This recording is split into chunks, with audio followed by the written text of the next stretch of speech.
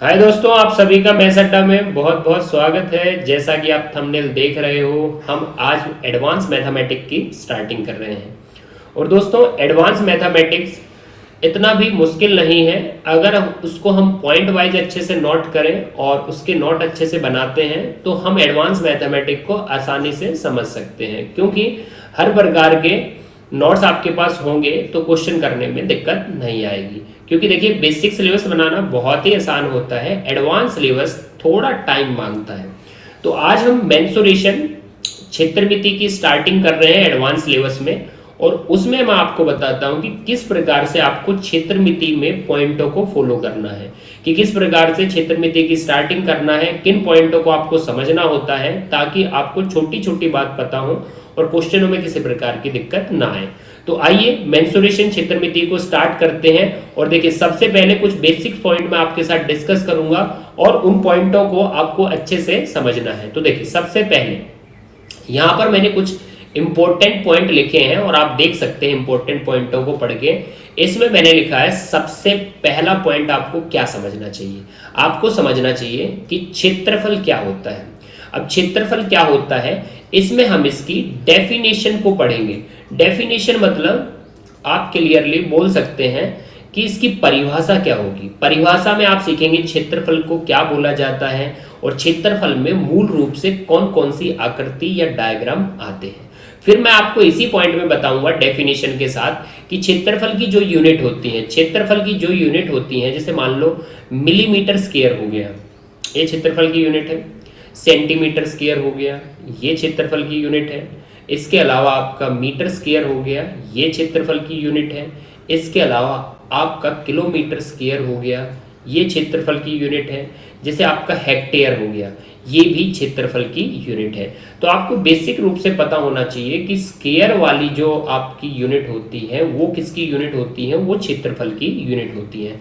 तो डेफिनेशन के साथ आपको यूनिट की नॉलेज देंगे कि क्षेत्रफल क्या होता है इस पॉइंट में। अब बढ़िए अगले पॉइंट की तरफ। देखिए यहाँ पर क्या लिखा है, क्षेत्रफल और आयतन में अंतर क्या होता है। अब दोस्तों, आपको अंतर समझना बहुत ही जरूरी है। यदि आप उन दोनों में डिफरेंस समझ गए कि क्षेत्रफल और आयतन में डिफरेंस क्या होता है, अगर आप इस पॉइंट को अच्छे से समझ गए तो जो भी आप क्षेत्रफल में फॉर्मूले पढ़ोगे, बहुत सारे फॉर्मूले पढ़े जाएंगे और वही फॉर्मूला का यूज होकर आयतन के फॉर्मूले कैसे बनते हैं, तो इसके लिए हमें डिफरेंस समझना जरूरी है। तो मैं आपको डिफरेंस समझाऊंगा और बाद में हम क्षेत्रफल के फॉर्मूलों को आयतन के फॉर्मूलों में कन्वर्ट कर देंगे। तो डिफरेंस समझा जाएगा, ये पॉइंट नंबर 2 है। अब देखिए, सबसे इंपॉर्टेंट, यदि मैं मानूं कि क्षेत्रफल का आधार क्या है, तो क्षेत्रफल का आधार होता है समकोण त्रिभुज की जोड़े। मतलब जोड़े मतलब ट्रिपलेट्स बोलते हैं, ट्रिपलेट्स, इनको जोड़े। अब समकोण त्रिभुज की जोड़े जो आपकी पाइथो पर आधारित होती हैं। पाइथो मतलब कर्ण का स्क्वायर बराबर आधार का स्क्वायर प्लस लंब का स्क्वायर। ये पाइथो पर आधारित होती हैं आपकी ट्रिपलेट्स जोड़े। और ये देखिए, समकोण त्रिभुज आपका आयत हुआ, इसके अलावा आपके आयतन के बहुत सारे डायग्राम होंगे जिनमें यूज होगा आपका समकोण त्रिभुज की जोड़े। तो समकोण त्रिभुज की जोड़े भी अलग अलग टाइप की होती हैं, उनको पाइथो के आधार पर समझते हैं। मतलब कर्ण का स्क्वायर बराबर आधार का स्क्वायर प्लस लंब का स्क्वायर। तो ये भी मैं आपके साथ डिस्कस करूंगा। अब देखिए, इसके अलावा नेक्स्ट पॉइंट पर बढ़े।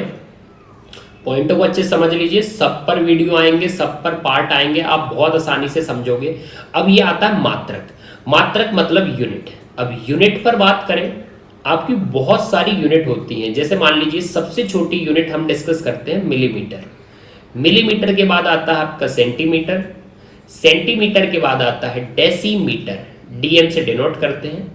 उसके बाद आता है आपका मीटर, डेकामीटर। डेकामीटर को डी के एम से डिनोट करते हैं, डेकामीटर। उसके अलावा आपका फिर आता है हेक्टोमीटर।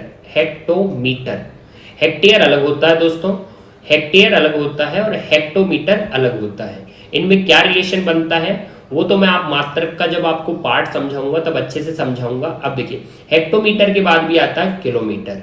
तो आप काउंट कर सकते हैं, मिलीमीटर पहला, सेंटीमीटर दूसरा, डेसीमीटर तीसरा, मीटर चौथा, डेकामीटर पांचवा, हेक्टोमीटर छठा और किलोमीटर सातवां।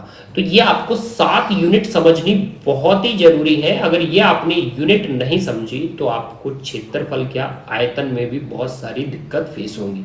और आपने मेरे से यूनिट को अच्छे से समझ लिया तो आप बहुत आसानी से क्षेत्रफल और आयतन के क्वेश्चन कर सकते हैं। अब आपको यूनिट समझाने के बाद फिर मैं आपको समझाऊंगा किसी वीडियो में कि मात्रकों को आपस में चेंज कैसे करना है, आपस में कैसे बदलना है, चेंज कैसे करना है। तो एक दूसरे में हमें चेंज करना पड़ता है कि आपको मिलीमीटर से सेंटीमीटर में जाना हो, सेंटीमीटर से आपको डेकामीटर में जाना हो, डेकामीटर से आपको डेसीमीटर में आना हो, या मीटर से आपको किलोमीटर में जाना हो। तो इस प्रकार यूनिट का जो चेंजिनेशन होता है उस पर एक वीडियो बनेगी और आपको यूनिट का चेंजिनेशन एक दूसरे में कैसे बदलाव करना है बहुत अच्छे से समझना है ताकि आप यूनिटों को चेंज कर सकें।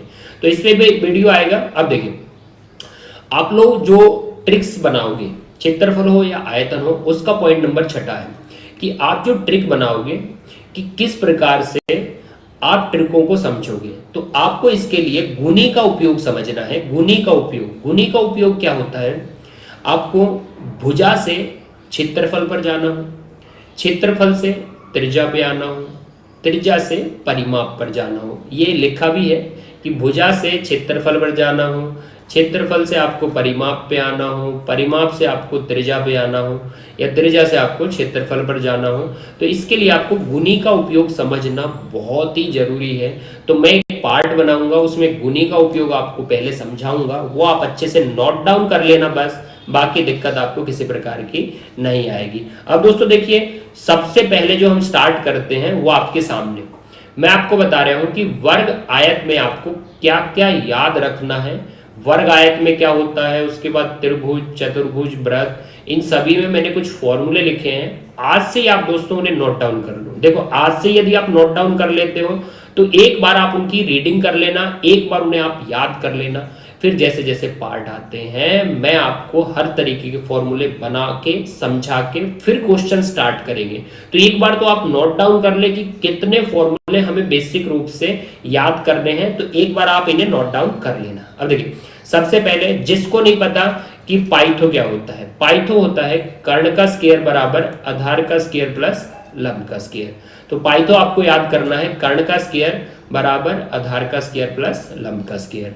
तो ये सभी को याद करना है क्योंकि बहुत जगह हम इसका यूज लेने वाले हैं कि पाइथो क्या होती है कर्ण का स्क्वायर बराबर आधार का स्क्वायर प्लस लंब का स्क्वायर। तो हम इस शॉर्ट फॉर्म में उसको नोट डाउन करते हैं कि कर्ण का स्क्वायर बराबर आधार का स्क्वायर प्लस लंब का स्क्वायर। तो आप इसको थोड़ा लिख लेना। अब देखिए, वर्ग का जो क्षेत्रफल फॉर्मूला होता है वो होता है भुजा का वर्ग।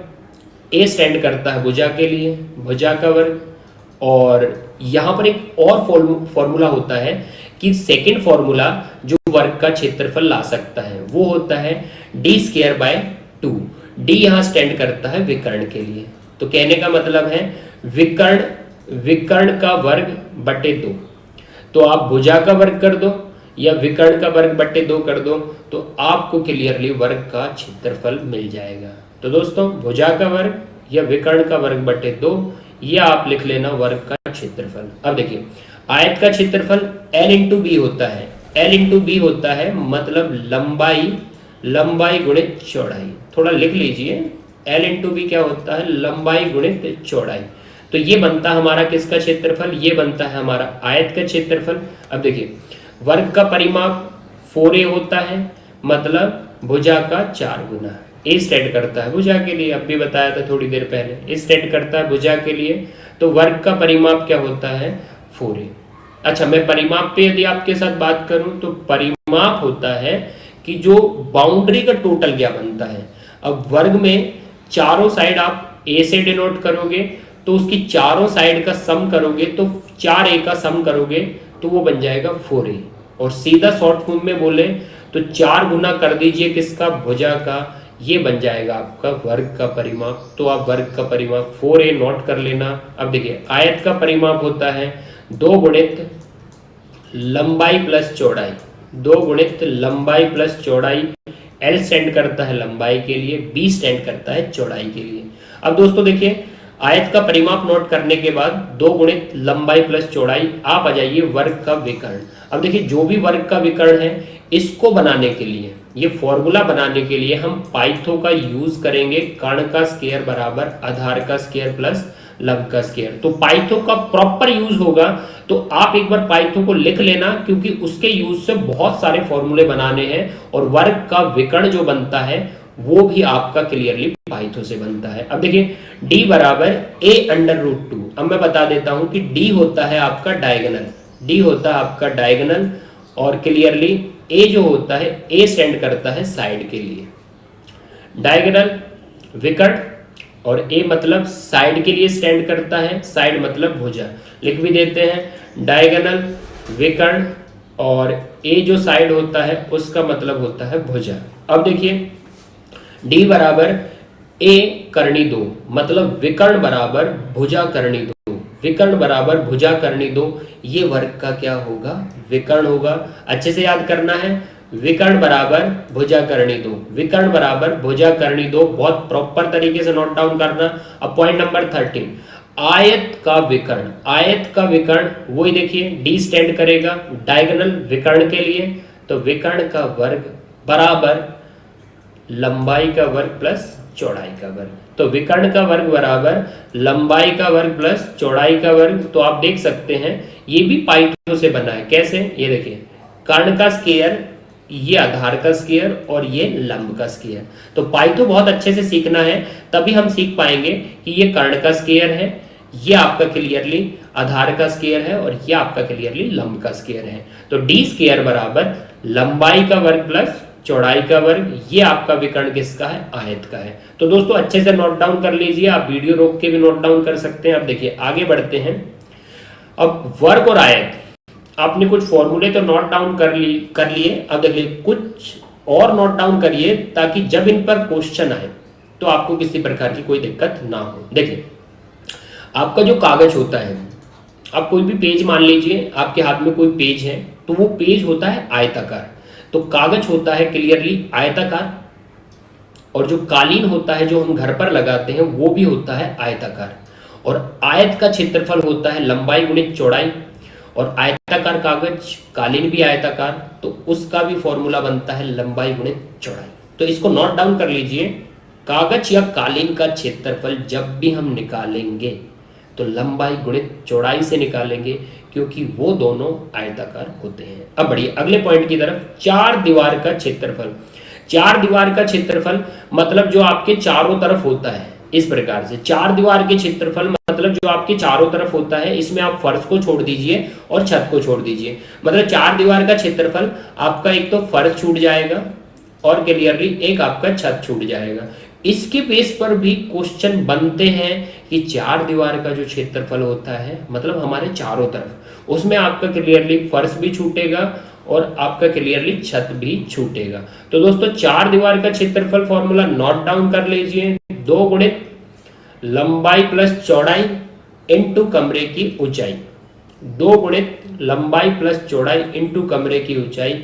अब L होता है लंबाई और B होता है चौड़ाई। तो दोस्तों लंबाई और चौड़ाई आपके फर्श की चलेगी, और जो H जो आपकी ऊंचाई है वो क्लियरली आपकी कमरे की ऊंचाई होगी। तो 2 गुणित लंबाई प्लस चौड़ाई इनटू ऊंचाई, ये चार दीवार का क्षेत्रफल आपको नोट डाउन करना है। अब दोस्तों देखिए बहुत जगह आपसे पूछ लेगा कि कमरे में जो टाइलें लगेंगी या कमरे में जो पत्थर लगेंगे, टाइलें लगेंगी या पत्थर लगेंगे, उनकी संख्या बता दीजिए। तो ध्यान से देख लीजिए, मैंने क्या रखा है, बड़ा बटे छोटा।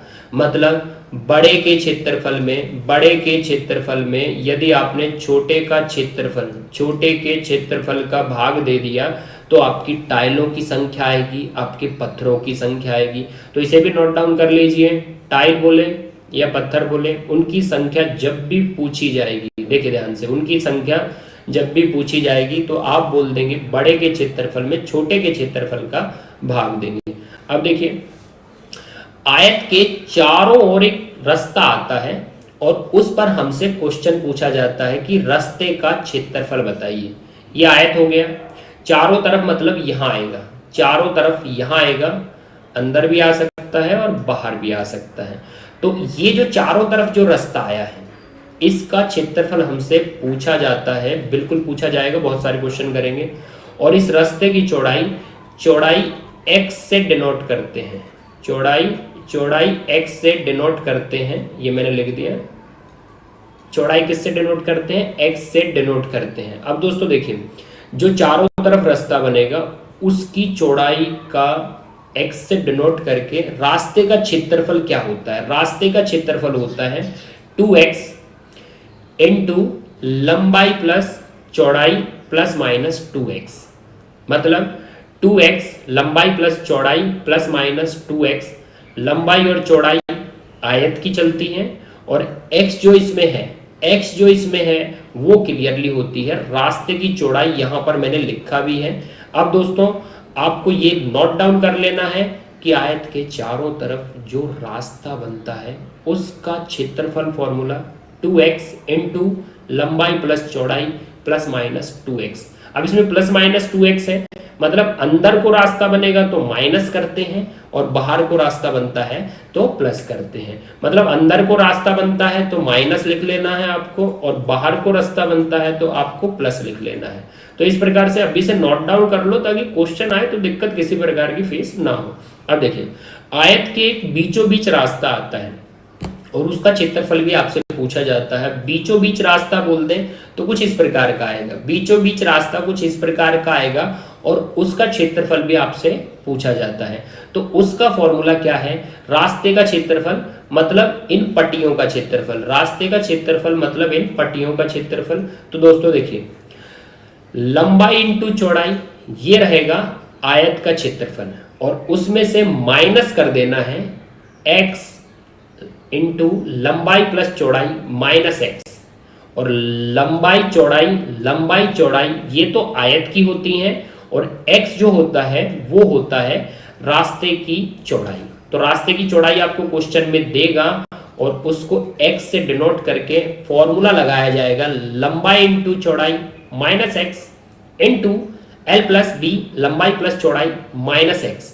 तो ये होता है बीच रास्ते का क्षेत्रफल और ये होता है इससे पहले वाला चारों तरफ रास्ते का क्षेत्रफल। तो चारों तरफ रास्ते का क्षेत्रफल, अंदर के लिए माइनस, बाहर के लिए प्लस, और बीचों बीच रास्तों का क्षेत्रफल। तो ये आपको नोट डाउन करने हैं। बिल्कुल मैं ये फॉर्मूले आपको बना के दूंगा और आपको बाद में क्वेश्चन कराएंगे, पहले आप एक बार नोट डाउन कर लीजिए ताकि सभी फॉर्मूले आपको पहले से याद हो। अब बढ़ते हैं, देखिए अगले स्लाइड की तरफ। इसमें क्या दिया है कि त्रिभुज। अब देखिए, त्रिभुज में आपको बहुत सारे त्रिभुज पूछता है तो सभी के आपके क्षेत्रफल फॉर्मूले होते हैं, आपको अच्छे से पता होने चाहिए। अब देखिए, सामान्य त्रिभुज जो आता है, सामान्य त्रिभुज किस प्रकार का होता है मैं बता देता हूं। सामान्य त्रिभुज होता है आपका ये वाला, ये सामान्य त्रिभुज बोला जाता है। ये सामान्य त्रिभुज होता है जिसमें आप बोल सकते हैं ये मेरा आधार है, ये आपका आधार है मतलब बेस, और ये आपकी ऊंचाई है मतलब हाइट। अब आप बोलोगे सामान्य त्रिभुज कौन सा होता है, तो किसी को भी आप बता सकते हो कि सामान्य त्रिभुज वो त्रिभुज होता है जिसमें आधार भी होता है मतलब बेस, और जिसमें ऊंचाई भी होती है मतलब हाइट। तो आधार और ऊंचाई वाले त्रिभुज को सामान्य त्रिभुज बोला जाता है। अब सामान्य त्रिभुज क्षेत्रफल फॉर्मूला पढ़ लीजिए, 1/2 आधार गुणित ऊंचाई, 1/2 आधार गुणित ऊंचाई मतलब 1/2 base into height, 1/2 base into height. ये आपको इनकी शॉर्ट फॉर्म नोट डाउन करनी है क्योंकि बाद में बच्चों को समझ में नहीं आता, ये शॉर्ट रख तो दिया, ये फॉर्मूला क्या है। तो 1/2 आधार गुणित ऊंचाई को आप लिख सकते हो 1/2 into base into height. Base होता है आधार के लिए, हाइट होता है ऊंचाई के लिए। और सामान्य त्रिभुज समझ लीजिए, जिस त्रिभुज में आधार होगा और ऊंचाई होगी उसे आप सामान्य त्रिभुज बोलोगे। और सामान्य त्रिभुज फॉर्मूला 1/2 आधार गुणित ऊंचाई, आधार गुणित ऊंचाई। अब देखिए, इसके बाद आपका आता है समकोण त्रिभुज। समकोण त्रिभुज का क्षेत्रफल आप बोल सकते हो। समकोण त्रिभुज एक ऐसा त्रिभुज भाई जिसमें कोण 90 डिग्री का होता है। समकोण त्रिभुज जिसमें कोण 90 डिग्री का होता है। अब उसमें ये तो आधार रहता है, ये तो आधार रहता है और ये ऊंचाई रहती है। और ये आपका कर्ण होता है। तो आपको हमेशा यही बोलना है कि जब भी हम समकोण त्रिभुज का क्षेत्रफल फॉर्मूला बोलेंगे तो हमें कर्ण नहीं लेना, कट मारिए, हमें कर्ण नहीं लेना, क्योंकि फॉर्मूला है 1/2 आधार गुणित ऊंचाई। तो 1/2 आधार देख लीजिए, आधार आपका क्लियरली b है और ऊंचाई आपकी क्लियरली h है। तो आप बोलोगे 1/2 आधार गुणित ऊंचाई, जिसमें कर्ण का कोई काम नहीं होता।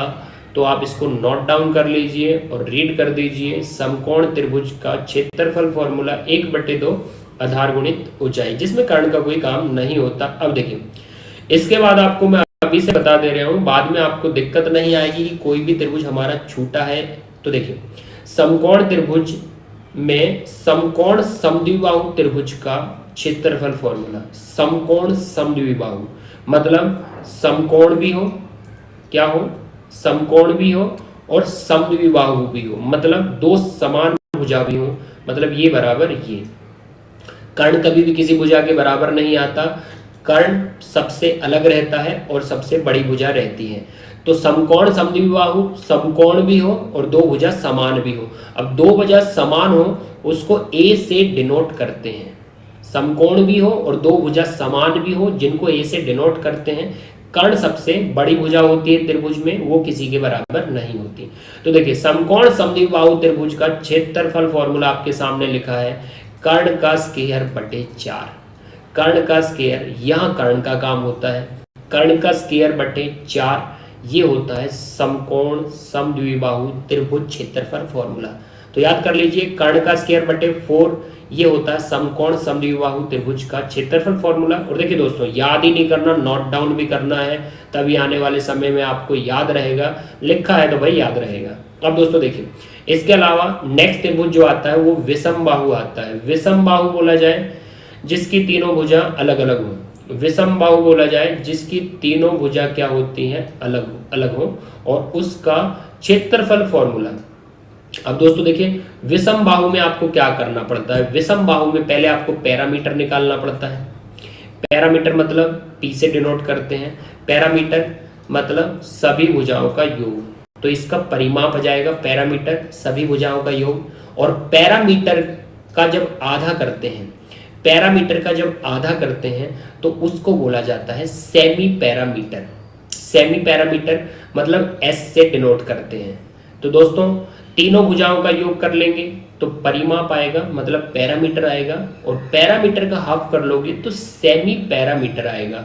और अंडर रूट पहले सेमी पैरामीटर रखना है, जो भी आपका परिमाप का आधा आएगा। तो सेमी पैरामीटर में से पहली भुजा घटा देंगे, सेमी पैरामीटर में से दूसरी भुजा घटा देंगे, और सेमी पैरामीटर में से तीसरी भुजा घटा देंगे। तो ध्यान से सुन लीजिए, अंडर रूट सेमी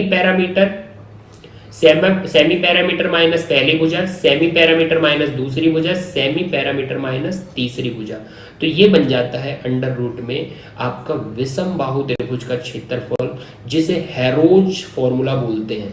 इसको हेरोज फॉर्मूला बोला जाता है, और ये आपके विषम बाहु त्रिभुज का क्षेत्रफल फॉर्मूला होता है।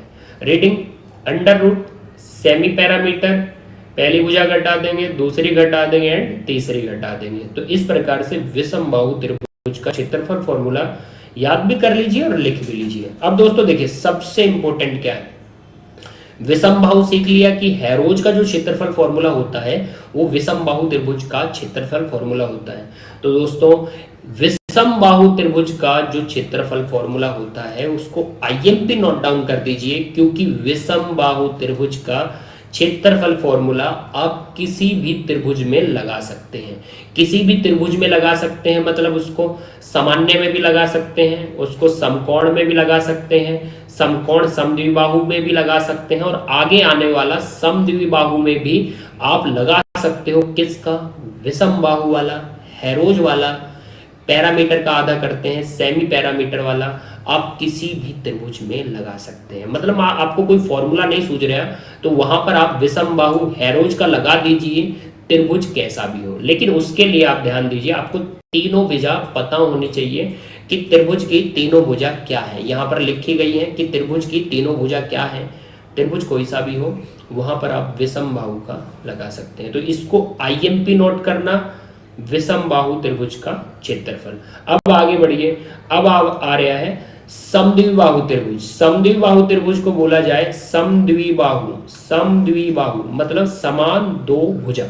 समान दो भुजा ए से डिनोट कर दो भाई, और क्लियरली जो तीसरी भुजा उसे बी से डिनोट करते हैं, क्योंकि जो भी ये फॉर्मूला लिखा है इसमें b/4 है, √4a² है, -b² है, तो आपको ए और बी का पता होना चाहिए। तो फिर से सुनिए, समद्विबाहु त्रिभुज क्षेत्रफल फॉर्मूला, जिसमें दो भुजा समान होती हैं उनको ए से डिनोट करते हैं और तीसरी भुजा को बी से डिनोट करते हैं। तो देखिए, जो तीसरी भुजा होती है असमान भुजा बटे 4, करणी में 4a² - b², मतलब 4 गुणित समान भुजा का वर्ग माइनस असमान भुजा का वर्ग।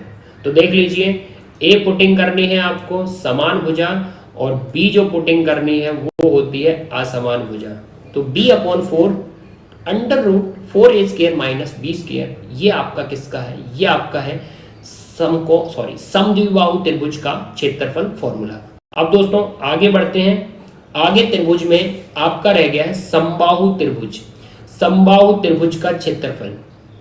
समबाहु त्रिभुज का क्षेत्रफल होता है, समबाहु समझ लो पहले, समबाहु त्रिभुज होता है जिसकी तीनों भुजा समान हो।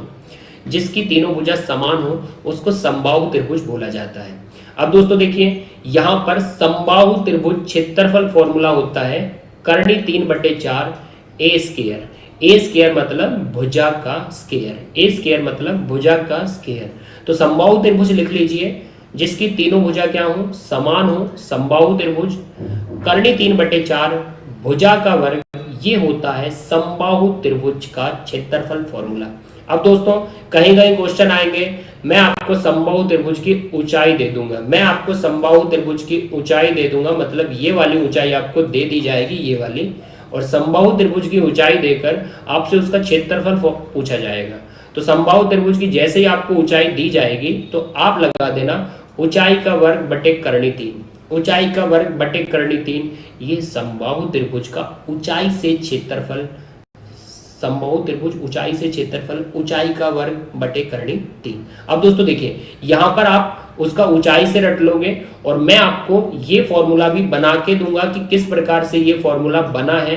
वो तो पार्ट आते जाएंगे और आपके फॉर्मूले कैसे क्रिएट हुए हैं वो आपको बेसिक रूप से बता दिया जाएगा। अब देख लीजिए, समबाहु त्रिभुज का परिमाप। समबाहु त्रिभुज का जो परिमाप होता है कि बाउंड्री का टोटल कर दो। परिमाप क्या होता है? बाउंड्री का टोटल कर दीजिए, इसको परिमाप बोला जाता है। अब समबाहु त्रिभुज जिसकी तीनों भुजा समान हो, समबाहु त्रिभुज जिसकी तीनों भुजा समान हो, और परिमाप मतलब तीनों भुजाओं का योग कर दो, तो पैरामीटर 3 बार a जुड़कर 3a हो जाएगा। तो समबाहु त्रिभुज परिमाप 3a, नोट डाउन करना है, याद भी करना है। अब दोस्तों आगे बढ़िए, परिवृत्त की त्रिज्या। परिवृत्त मतलब सरकम सेंटर, परिवृत्त मतलब सरकम सेंटर। अब दोस्तों देखिए, परिवृत्त आपका किसका? भाई समबाहु की बात चल रही है तो समबाहु पर आता है परिवृत्त। परिवृत्त मतलब बाहर को वृत्त बना हो। परिवृत्त मतलब बाहर को वृत्त बना हो, मतलब ऐसा। परिवृत्त मतलब बाहर को वृत्त बना हो, और इसकी त्रिज्या आपसे पूछी जाती है। इसकी त्रिज्या आपसे पूछी जाती है। त्रिज्या मतलब बड़ा आर, बाहर को वृत्त बनता है तो बड़ा आर, अंदर को वृत्त बनता है तो छोटा आर। तो परिवृत्त की त्रिज्या मतलब बड़ा आर, यहाँ पर भी रखा गया है, और बड़ा आर होता है समबाहु त्रिभुज की भुजा, समबाहु त्रिभुज की भुजा बटे करणी 3, ये आ जाएगा आपका परिवृत्त की त्रिज्या। परिवृत्त की त्रिज्या मतलब बाहर को जब वृत्त बनता है तो उसकी त्रिज्या मतलब परिवृत्त बड़ा आर, और वो होता है समबाहु त्रिभुज की भुजा बटे करणी 3। अब दोस्तों ये आपको लिखना है, कैसे बना है वो आपको समझा दिया जाएगा, बिल्कुल भी दिक्कत ना मानिए। अब देखिए, अंतःवृत्त की त्रिज्या आपको याद करना है। अंतःवृत्त मतलब समबाहु त्रिभुज के अंदर को वृत्त बना हो, समबाहु त्रिभुज के अंदर को वृत्त बना हो तो उसकी त्रिज्या आपसे पूछी जाती है। तो बाहर को वृत्त बना हो तो बड़ा आर, अंदर को वृत्त बना है तो छोटा आर। अब छोटा आर देखा जाए तो वो क्या होता है? छोटा आर मतलब अंदर को वृत्त बना है उसकी त्रिज्या। अब देखिए, छोटा आर होता है समबाहु त्रिभुज की भुजा अपॉन 2√3। ये होता है क्लियरली समबाहु त्रिभुज के अंदर जब वृत्त बनेगा तो वो त्रिज्या होगी भुजा समबाहु त्रिभुज की बटे 2 करनी 3। तो इसको भी नोट डाउन कर लीजिए दोस्तों, किसी प्रकार की कोई दिक्कत ना मानिए, क्योंकि इनके लिए बहुत सारे रिलेशन बना के फॉर्मूले बनाने पड़ते हैं और वो आपको मैं पार्ट वाइज बहुत अच्छे से समझाऊंगा। अब देखिए बढ़िए, और देखिए यहाँ पर हम बात कर लेते हैं फाइनली चतुर्भुज। अब चतुर्भुज के भी कुछ फॉर्मूले होते हैं, ये आपको 4 5 6 फॉर्मूले हैं, ये आपको देख लेने अच्छे से। अब देखिए समांतर चतुर्भुज क्षेत्रफल, सबसे पहला क्या है समांतर चतुर्भुज क्षेत्रफल, नोट डाउन करना। समांतर चतुर्भुज होता है जिसके आमने सामने की भुजा समांतर हो, आमने सामने की भुजा समांतर हो और आमने सामने की भुजा बराबर हो, आमने सामने की भुजा समांतर हो, आमने सामने की भुजा बराबर हो। तो ये मैंने आमने सामने की बराबर कर दी और आमने सामने की समांतर होती है, तभी तो समांतर चतुर्भुज बोला जाता है। अब देखिए आमने सामने की जब भुजा आपकी क्लियरली क्या होती है समान और समांतर होती हैं तो उसे समांतर चतुर्भुज। अब पढ़ लीजिए समांतर चतुर्भुज क्षेत्रफल का फॉर्मूला आधार गुणित ऊंचाई। आधार गुणित ऊंचाई मतलब ये आपका मान लीजिए आधार है और इस पर यदि ऊंचाई आ गई, ऊंचाई आती है परपेंडिकुलरली मतलब लांबिक रूप से ऊंचाई आ गई, तो आधार a है, ऊंचाई उस पर a है, सॉरी ऊंचाई उस पर h है, तो आधार a है, ऊंचाई उस पर h है। तो क्लियरली आधार गुणित ऊंचाई ये समांतर चतुर्भुज क्षेत्रफल फॉर्मूला बनता है। आधार कौन सा लेना है, आधार वो लेना है जिस पर ऊंचाई लांबिक होती है, आधार वो लेना है जिस पर ऊंचाई लांबिक होती है। तो देख लीजिए आधार गुणित ऊंचाई। अब मान लो आधार यदि आपने b ले लिया तो ऊंचाई भी b पर होनी चाहिए, और आधार यदि a ले लिया तो ऊंचाई भी a पर होनी चाहिए। तो बोल दीजिए आधार गुणित ऊंचाई समांतर चतुर्भुज क्षेत्रफल फॉर्मूला बनेगा कैसे वो आपको समझाया जाएगा। अब देखिए नेक्स्ट बढ़ते हैं समांतर चतुर्भुज का परिमाप। समांतर चतुर्भुज का परिमाप, अब परिमाप क्या होता है, परिमाप क्लियरली आपका बाउंड्री का टोटल होता है। और बाउंड्री देख लीजिए 2 इसमें a है और 2 इसमें b है। बाउंड्री में देखिए 2 इसमें a है, 2 इसमें b है, तो आप बोल सकते हैं 2a और 2b है। इसमें राउंड में देखें तो 2a आएंगे और 2b आएंगे और परिमाप होता है बाउंड्री का योग और आपका फॉर्मूला बन जाएगा 2 इंटू a प्लस बी। ए आपकी ये वाली साइड होती है, बी आपकी ये वाली साइड होती है, तो बाउंड्री का योग करके आप उसका परिमाप बना सकते हो। तो बन गया समांतर चतुर्भुज का परिमाप। अब बढ़िए ये आया समचतुर्भुज का क्षेत्रफल। समचतुर्भुज रोम्बस बोला जाता है दोस्तों, समचतुर्भुज का क्षेत्रफल। अब दोस्तों ध्यान से देखिए समचतुर्भुज का जो क्षेत्रफल फॉर्मूला होता है, अब पहले समचतुर्भुज होता क्या है, समचतुर्भुज होता है जिसकी चारों भुजाएं समान हो, जिसकी चारों भुजाएं समान होती हैं उसे हम समचतुर्भुज बोलते हैं, मतलब रोम्बस बोलते हैं। अब दोस्तों यहाँ कोण 90 डिग्री का नहीं होता, अगर यहाँ कोण 90 डिग्री का हो जाए तो समचतुर्भुज वर्ग बन जाएगा। यहाँ कोण 90 डिग्री का नहीं होता, बस चारों भुजाएं क्या होती हैं बराबर होती हैं, उसे बोला जाता है समचतुर्भुज क्षेत्रफल। देखिए अब दोस्तों यहाँ पर आपको 2 विकर्ण आएंगे, पहला विकर्ण और ये दूसरा विकर्ण, डायगोनल 1 और डायगोनल 2 लिख देते हैं, डायगोनल 1 डायगोनल 2। अब दोस्तों समचतुर्भुज का जो क्षेत्रफल फॉर्मूला हम बनाएंगे वो कैसे बनेगा, दोनों विकर्णों का गुणनफल d1 into d2, d1 into d2, दोनों विकर्णों का गुणनफल d1 इंटू d2 बाई 2। तो ये बनता है विकर्णों का गुणनफल का आधा आपका समचतुर्भुज का क्षेत्रफल। अब देखिए समचतुर्भुज का परिमाप, समचतुर्भुज का परिमाप लिखा है, परिमाप क्या होता है बाउंड्री का टोटल, बाउंड्री के टोटल को आप परिमाप बोलते हैं। तो चारों को जोड़ दीजिए, चारों को जोड़ दीजिए तो जोड़कर बनेगा आपका 4a, तो आपका बाउंड्री टोटल समचतुर्भुज परिमाप 4 बार a को जोड़ना तो आपको समचतुर्भुज परिमाप 4a मिलेगा। तो इसको नोट डाउन कर लीजिए। अब देखिए समलम, समलम चतुर्भुज मतलब ट्रेपीजियम, ट्रेपीजियम एक डायग्राम छोटा सा हो जाए, वैसे डायग्राम इतने अच्छे नहीं बन रहे फिर भी आप समझ लीजिए थोड़ा थोड़ा। समलम चतुर्भुज का क्षेत्रफल फॉर्मूला, समलम होता है इस प्रकार का। अब देखिए दोस्तों ध्यान से, समलम चतुर्भुज का क्षेत्रफल फॉर्मूला, अब यहाँ पर देखिए इस भुजा को ए से डिनोट करते हैं, इस भुजा को बी से डिनोट करते हैं, और ये होती हैं समांतर भुजाएं। ए वाली और बी वाली आपकी होती हैं समांतर चतुर्भुज, सॉरी समलंब में समांतर भुजाएं, और आमने सामने की भुजा समांतर होती हैं, और ये दो भुजा आपकी असमांतर होती हैं। मतलब कहने की बात है, समलंब ट्रेपीजियम क्या होता है, दो भुजा समांतर हो, दो भुजा आपकी असमांतर हो, उसको आप बोलेंगे समलंब चतुर्भुज। अब देखिए समांतर भुजाओं को किससे डिनोट करा भाई, ए से और बी से डिनोट करा है, और इनके बीच की जो लांबिक ऊंचाई आएगी, इनके बीच की जो लांबिक ऊंचाई आएगी उसको एच से डिनोट करते हैं। तो समलंब चतुर्भुज क्षेत्रफल फॉर्मूला हम बनाएंगे किसी वीडियो में, क्या होगा, 1/2 समांतर भुजाओं का योग ए प्लस बी, समांतर भुजाओं का योग इनटू ऊंचाई, ऊंचाई मतलब उनके बीच की दूरी। तो 1/2 समांतर भुजाओं का योग इनटू उनके बीच की दूरी। इसको ऐसे भी लिखते हैं 1/2 समांतर भुजाओं का योग, समांतर भुजा योग इनटू उनके बीच की दूरी, उनके बीच की दूरी ऐसे लिख देते हैं थोड़ा शॉर्ट में। तो 1/2 समांतर भुजाओं का योग इनटू उनके बीच की दूरी, समलंब चतुर्भुज क्षेत्रफल फॉर्मूला। अब दोस्तों बढ़ते हैं, देखिए लास्ट आपको क्या देखना है, लास्ट आपको देखना है क्लियरली, आप देख सकते हैं लास्ट क्या है। तो लास्ट है आपका वृत्त, सर्कल, कुछ नहीं है, ये लास्ट पॉइंट बचे हैं, पॉइंट ज्यादा हो गए लेकिन आप इनको एक बार नोट डाउन कर लीजिए। जैसे जैसे मैं आपको बना के दूंगा आप बहुत अच्छे से समझ जाएंगे कि हमने पहले याद कर लिया, तो आज बहुत आसानी हो रही है। देखिए वृत्त का क्षेत्रफल फॉर्मूला, वृत्त का क्षेत्रफल फॉर्मूला पाई आर स्क्वायर, वृत्त का क्षेत्रफल formula pi R square. R आपकी रेडियस के लिए स्टैंड करता है, आर आपकी रेडियस के लिए स्टैंड करता है, लिख देते हैं। और एक आता है आपका डी, डी आपका डायामीटर, डायामीटर के लिए स्टैंड करता है, डायामीटर।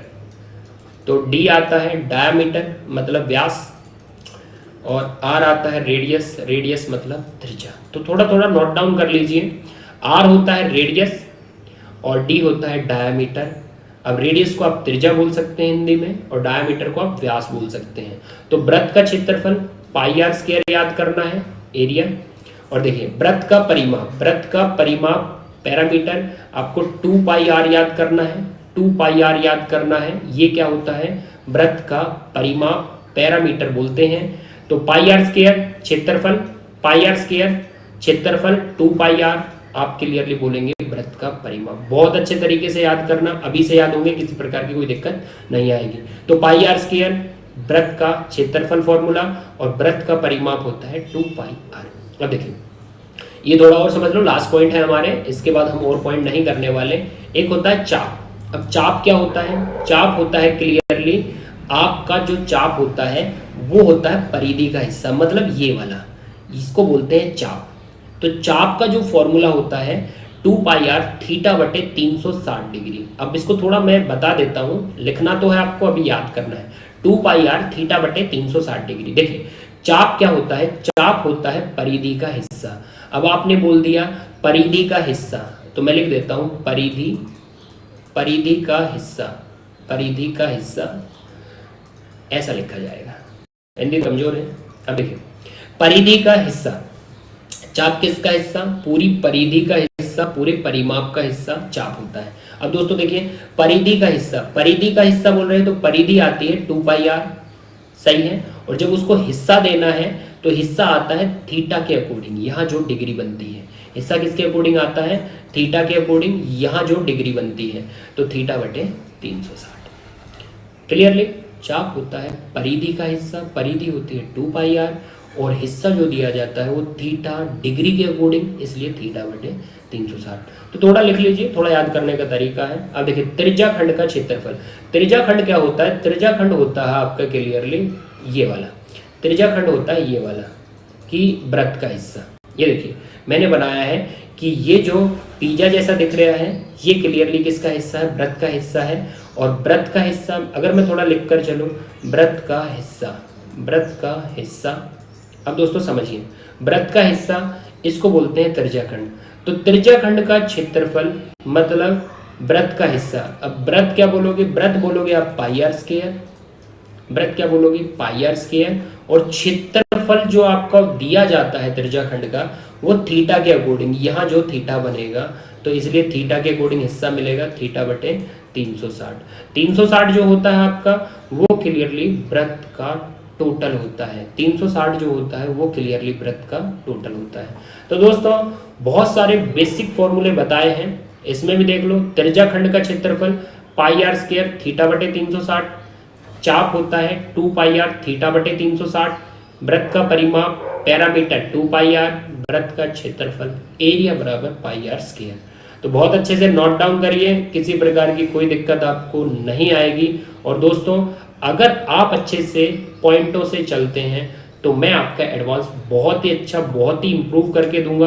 तो दोस्तों मिलते हैं अगले वीडियो में, और जब तक चैनल को लाइक करिए, सब्सक्राइब करिए और हर जगह शेयर कर दीजिए ताकि हमारी वीडियो बहुत सारे बच्चों तक पहुंच सके जिनको एडवांस की आवश्यकता है। तो मिलते हैं अगले वीडियो में। जय हिंद, जय भारत।